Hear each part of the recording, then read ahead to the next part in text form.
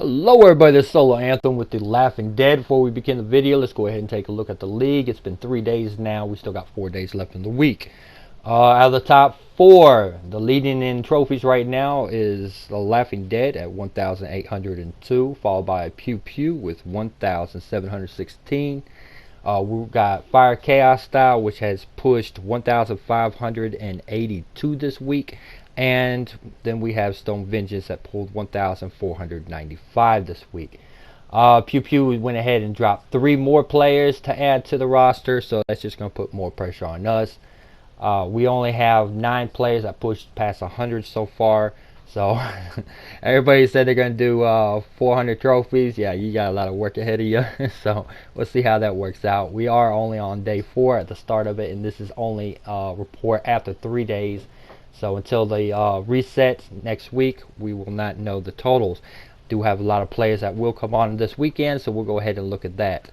Now, as far as recruiting and everything, we're still looking for players. I am extremely picky because what I look for is I look for a player that doesn't want first place given to them. They want the opportunity to take first. They're the kind of players that get in the game, they want to take the end boss down no matter how much they have to grind to get to that point to take that end boss down. They don't want to sit there and be the end boss. All right.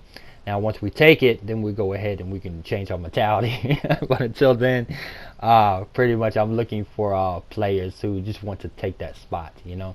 And no, it's not an easy road, and it's no rush to it because this game's not going anywhere. So basically, if you love this game and you're gonna be playing it for a long time, and you're competitive, hey, we definitely want you in our ranks. So let's go ahead and begin this video and talk about deck building. Part 2.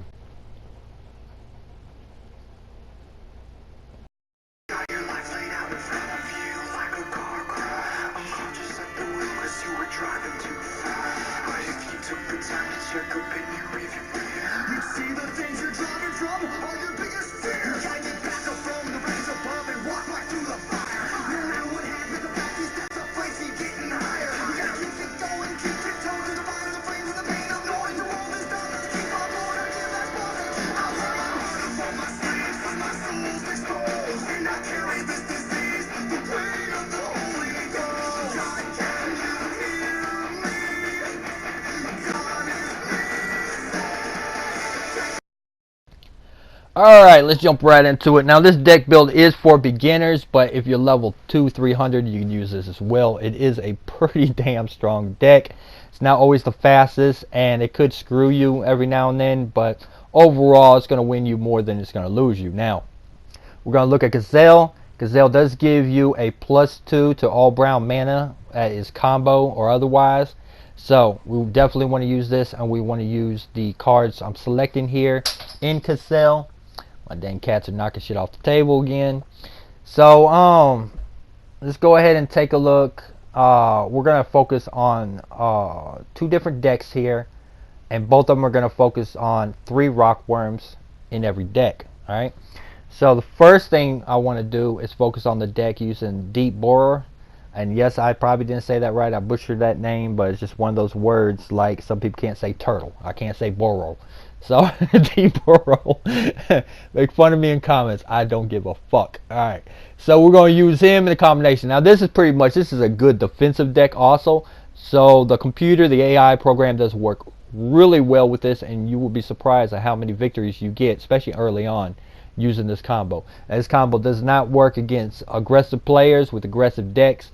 But most of your players starting out, especially if you're low level, doing invades and revenge, all that, this is a good defensive deck. Now I'm going to show you how effective it is in defense, and then we're going to do a deck with our little Emperor Dragon here, and it's pretty badass, giving all your allies 3 life, 3 attack, cleanse them, and heals them. So a pretty OP card, standalone by itself. Deep Burrow, it's going to go ahead and create the 8 gems. Now if I had this area maxed out, you could pretty much add 1 to all those magic abilities, and it'd be pretty nasty, including the rock worm dealing 8 damage instead of 7 when it does its attack. And trust me, 8 is a huge number compared to 7, especially when you're fighting, you're knocking it down to 3 or 4 attacks instead of 4 or 5. Alright, so let's go ahead and jump in the first battle. We'll use the Deep Burrow. This is going to be your defensive deck setup for beginners, and let's get to it. Okay, first person I'm going to go ahead and fight is Stefan. Stefan's got one of the most, if not the most powerful defensive decks in the game. So we're going to go ahead and focus on him. We're using earthworms, 3 earthworms only. So as you see, they do not have a strong physical attack, but the worms pretty much boost up quick. They're able to spit those attacks out. Now you see how the Shadow Dragon's got 16 life. Now it's down to 9 life. Now I need 2 more hits to do it, but if the area was a rank 10, I would definitely took him out in 3 hits. I wouldn't have to spend time doing that extra attack. Now I'm just going to keep attacking with the worms. That's pretty much all you do. It's self-explanatory. I mean, it's really no brains involved in this deck. There is a little strategy into it. Sometimes you got to do thinking. If I take the skulls, if I don't take the skulls, what I do with this position, stuff like that. Now you see everybody's been silenced. This is where I'm going to suffer a lot of damage. So we got Gloomleaf, which is the utmost powerful card, OP card in the game. I don't care what anybody fucking says. That card is so overpowered, it's ridiculous, especially on defense. If you don't have that card on defense and you own it, yeah, you need to rethink your defensive strategy because that card is just super overpowered. All right, so 8 damage, as I said, would have made a big difference here. Unfortunately, I'm only got 7, so I definitely want to max out this territory to 10 as soon as possible. You see I'm taking punishment left and right. I've been silenced. Gloomleaf has went ahead and done its little special ability. It's ready to do its ability again.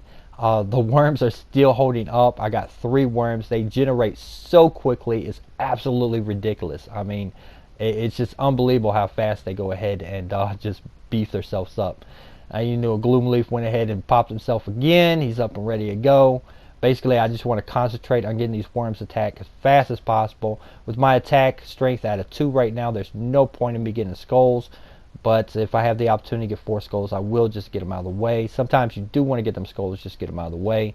But I'm just focusing on grabbing the brown mana as fast as possible. Constantly keep regenerating my attacks because no matter how low my attack is, which is now 0 now, I'm still doing 7 damage for the Rockworm's abilities. So Gloomleaf is almost taken down by a bunch of common earthworms. Took down the strongest defensive card in the game. So they're no joke. There's nothing to laugh at. Now in this position I could probably take the skulls, play safe, but I'm going to go ahead and take the risk, and the risk paid off. Worms ready to go, get back-to-back attacks. A lot of times you notice I'm not getting several back-to-back attacks on here. They're getting 1 attack and then I have to go. The enemy goes, I get an attack, and so on. So that was that, and that was taken care of. Alright, this time I'm going to use the Emperor Dragon. I know it's not called Emperor, but I name my own fucking cards or my cards. So we're still using the rock worms. I'm fighting. So this is the offensive setup for the rock worms, and the other player has the defensive. As you see, he is in a level 10 kingdom with dealing 8 damage to the last card.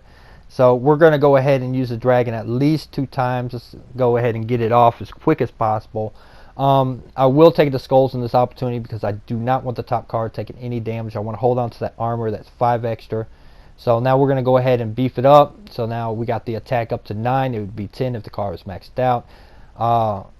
Good time to take the cards here too, or take the skulls, but I'm going for the 3s and just go ahead and break that off. I want to get the dragon kind of beefed up again. I want to get one more buff on the card before I use it. As you see, getting the mana is not a problem. I will go ahead and get the attack in, at least one more attack to get rid of that card, because I do not want it generating brown mana when it's not to my advantage. As you see, everything recharges extremely fast. We went ahead and got rid of the deep borer. God, I really need to learn how to say that word. So, alright, so the cards pretty much, I've taken no damage on the top card. There's really no way they're going to do anything unless they get skulls to him, and with that much health and their attack at 7, it would take several attacks for them just to get an advantage. I am feeding off them. They're feeding off me when it comes to brown mana, which is kind of to my advantage because I did go first and now it's 3-on-1. I went ahead and buffed up the card one more time. It's really not necessary, but figure I'll get it out of the way. And mathematically, then I just have to use 1 strike and 1 ability to get rid of the card. As you see, they do generate extremely fast. It takes no time whatsoever. He's removing. I like how the AI takes all the brown off the board. So it's not exactly the smartest move, but this fight is pretty much over. Offensive beats out the defensive, and the rockworms, as you see, are pretty strong. Alright, now let's go ahead and fight my arch enemy. Pretty much the main leader of Pew Pew. Not officially, but he's still the leader. He does all the work, so fuck it. So, he's got a pretty nasty setup. I gotta deal with Gloomleaf, Shagra, pretty much anything that's a nightmare to deal with, I'm gonna have to deal with. I'm gonna use the skulls off top early on. It's a different strategy because I do want to waken up that top card. Gloomleaf on the top is absolutely ridiculous. You should never have that card on top. With his setup, he probably should have that card sitting in about the 3rd position, but each their own, right? So if it works out for him, great.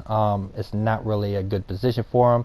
I will have the opportunity to take out that card early on, but I actually want that card sitting on the top because my theory on it is I'd rather that card continue to beef up and take away something I'm not going to be focused on than have a card just go ahead and run over me and clearing the board. So I want to get all the cards that are clearing the board off first.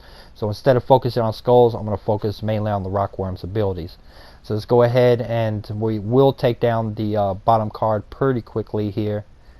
As I said many times over, the rockworms just they beef up so quickly. Their abilities are shot off, especially if you're in the right territory. They just it's ridiculous how quick they do it. So we do have Gloomleaf almost dead. You will see an opportunity where I could take that card out, and this is right here. I could take it out with the skulls, but I decide not to take it out with the skulls because I'd rather have that card on top than have to deal with the secondary. So we're going to focus on taking out Shagra. I'm more concerned about Shagra than anywhere near Gloomleaf. My attack now, as far as skull bashing, is down to 4, which is really Gloomleaf just drains the hell out of your troops. So pretty much you're just gonna have to accept it at this point. 4 attack, it's not really a big deal. I will get lucky here in a minute because I will have the opportunity for the skulls. I want to just get the skulls out of the way. We're gonna go ahead and go up, and hopefully another one drops down. It does work, and we end up getting 2 hits on him, and we take down Gloomleaf. Now I can deal with this last card. He's gonna one-shot pretty much everything. I could take 3 more hits, so we're forced kind of to take the skulls out of the way. I could heal the card at this point, but he's so weak. I know if I can get an attack off, I just need 1 more behind it. There we go, and pretty much it's over. And as far as I'm concerned, man, rockworms are the shit. So I don't care what level you are. Especially if you're starting out. If you want a huge advantage in this game starting out, especially for invade, get to that rank 1, get yourself 3 rockworms, because really there's nothing that I see would even come close to equaling that. So I'm going to get out of here, man. Happy hunting.